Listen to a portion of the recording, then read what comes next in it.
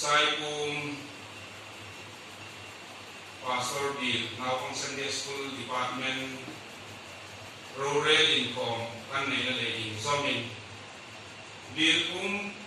kuya kan rongol kui kan tak lain le kan ngai sang le rongol ndoka Bilo nei pe na kulo taka ikum dinga bilo choi Pastor Elson Z3 jo lalpa kan pakin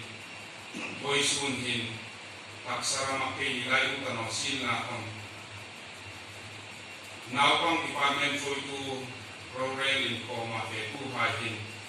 kan ngai na le kan la ta la si le arong bol blok si hai enin kain pam ma miu ko te kan nei kan ikum di lo in chol hadam tirta sulai sing sinal pa kan pakin kan kha le kan mai na ta se ta ni en kir nei ama ning liu le ama purin jong sinal pa kan pakin hoi sun hin rorel na te kong tu ding hai kan hun ma tinga ama hingin kun serkai kan hangnya ye kun serkan dei hai le ama pula lalpa kan pakin nama insa